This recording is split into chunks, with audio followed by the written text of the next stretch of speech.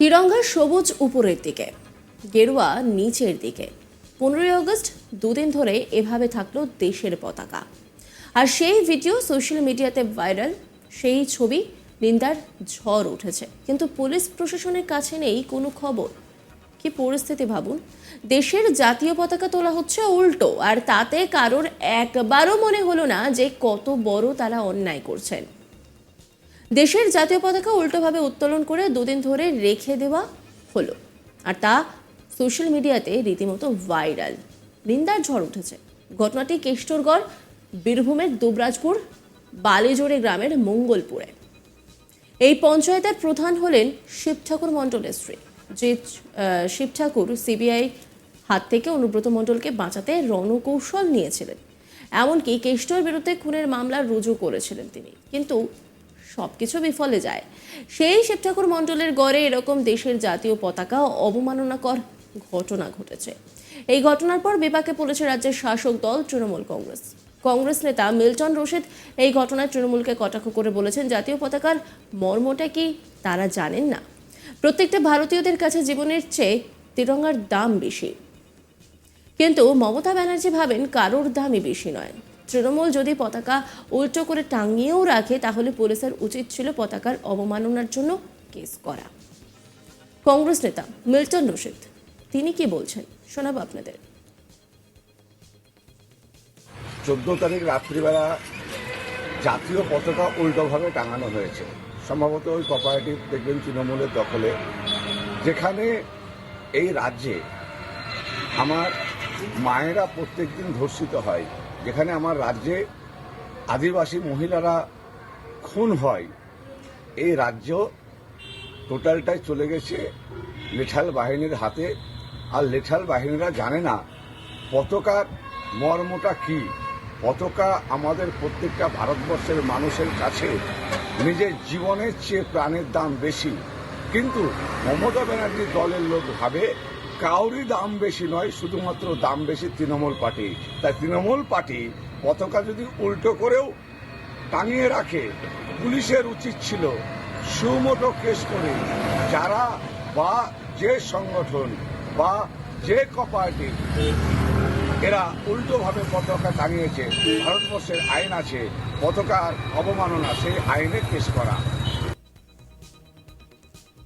জাতীয় পতাকা অবমাননার এই ঘটনায় পুলিশের কাছে কোনো খবর নেই, কিন্তু দুবরাজপুর থানা ঘটনার তদন্ত করবে বলে জানিয়েছে। এই নিয়ে একটি রিপোর্ট তুলে ধরেছেন আমার কালিক শান্তনু, দেখাবো আপনাদের। স্বাধীনতার ৭৮ বছর, আর এদিনও বীরভূম জেলায় এক নজিরবিহীন ঘটনা দেখা গেল যে 15ই আগস্ট স্বাধীনতা দিবসের দিন, সেদিন বীরভূমের দুবরাজপুরের বালিজুড়ি গ্রাম পঞ্চায়েতের অন্তর্গত মঙ্গলপুরে এক ভয়ঙ্কর ঘটনা। হ্যাঁ, সত্যি এই ঘটনাটাকে ভয়ঙ্কর ঘটনাই বলা উচিত, কারণ দেশের যে জাতীয় পতাকা, সেই পতাকাকে একেবারে উল্টো করে উত্তোলন করা হলো, আর সেই উল্টো পতাকাকে দুদিন ধরে আটকেও রাখা হলো। রীতিমতোই তা নিয়ে কিন্তু শোরগোল হলেও দেখা যায়নি বীরভূম জেলা পুলিশ প্রশাসনকে সক্রিয় ভূমিকায়। দেখা গিয়েছে এই ঘটনাটি ঘটেছে যে বালিজুড়ি গ্রাম পঞ্চায়েতের মঙ্গলপুরের যে অপারেটিভ ট্রেনিং হলে, যেখানে দেখা যাচ্ছে যে আমাদের দেশের পতাকা, ভারতের পতাকা, সেখানে সর্ব উপরে থাকার কথা গেরুয়া রঙের যে রং তেরেঙ্গার, সেই তেরেঙ্গার গেরুয়ার রং থাকছে নিচের দিকে, সবুজ থাকছে উপরের দিকে।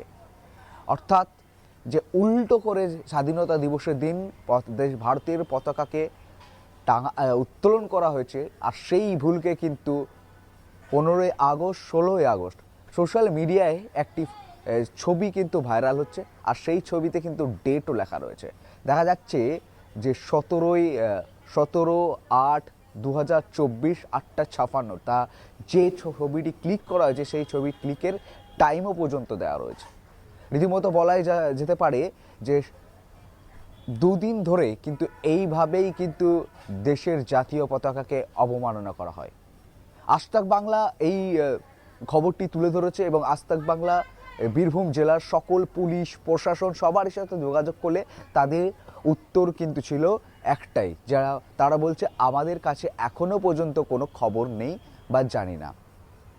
বীরভূমের দুবরাজপুর থানার পুলিশকে জানানো হলেও তিনি বলেছেন যে এই বিষয়টা এখনো আমি অবগত, বিষয়টিকে খতিয়ে বা কোনো কিছু রয়েছে কি দেখতে পারি।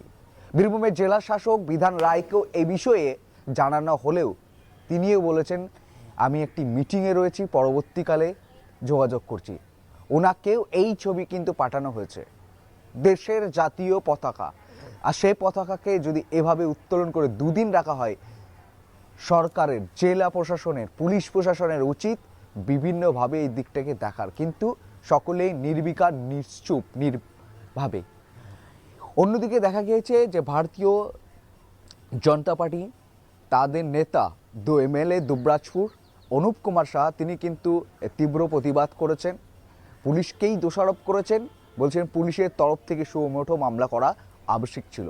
অন্যদিকে পেশায় আইনজীবী, বীরভূমের কংগ্রেস নেতৃত্ব, জেলা সম্পাদক মিল্টন রশিদ, তিনিও কিন্তু তীব্র আক্রমণ করেছে, শাসক দলকে আক্রমণ করেছে, যে শাসক দলে, তৃণমূলের শাসক দলে মূর্খতায় ভর্তি, আর এখানে কোনোভাবে না দেশকে সম্মান করতে পারে, না দেশের শহীদদের সম্মান করতে পারে। তৃণমূলের দলীয় পতাকাকেই এখানে সম্মান দিলে কাটমানি মেলে, তাই এখানে দলীয় পতাকাকেই সম্মান দিতে হয়, জাতীয় পতাকার কোনো নাম নেই, দাম নেই। রীতিমতো তিনিও বলেছেন যে পুলিশেরও উচিত এটিতে সুমোটো মামলা করার। রীতিমতোই এই চিত্র বীরভূম জেলার একমাত্র বালিজুড়ি গ্রাম পঞ্চায়েত, যে গ্রাম পঞ্চায়েতের প্রধানের স্ত্রী হচ্ছে শিব ঠাকুর মণ্ডল, তার স্ত্রী সেই শিব ঠাকুর মণ্ডল যে অনুব্রত মণ্ডলকে সিবিআইয়ের হাত থেকে বাঁচাতে উনি কিন্তু অভিযোগ করেছিলেন দুবরাজপুর থানায়, যে শিব ঠাকুর মণ্ডল, যে কেষ্ট অর্থাৎ অনুব্রত মণ্ডল তাকে হত্যা করার চেষ্টা করেছিল। রীতিমতো সব রণকৌশল কিন্তু বিফলে যায়। অনুব্রত মণ্ডলকে শেষমেশ সিবিআইয়ের হাতেই থেকে ইডির কাছেও যেতে হয়, জেল হেফাজত হয়। এই শিব ঠাকুর মণ্ডলকেই শতাব্দী রায় বিভিন্নভাবে কটাক্ষ আক্রমণ করে। এদিন এই শিব ঠাকুর মণ্ডলকেও ফোন করা হলো, তিনি বলেন যে এই বিষয়টি আমি দেখছি, কিন্তু বীরভূম জেলায় একজন পুলিশ প্রশাসন কাউকে দেখতে পাওয়া যায়নি যে ভারতের জাতীয় পতাকা, এই পতাকা দুদিন ধরে উল্টোভাবে ছিল, অথচ কোনোভাবেই কারোর কোনো প্রশাসনিক যে দায়িত্ব, সেই দায়িত্ব থেকে একেবারে পালন না করে পিছিয়ে থেকেছে, এড়িয়ে গেছেন, এমনই কিন্তু দৃশ্য বা এমনই কিন্তু মন্তব্য। নজর রাখুন আজ তাক বাংলার ইউটিউব স্ট্রিমিংয়ে।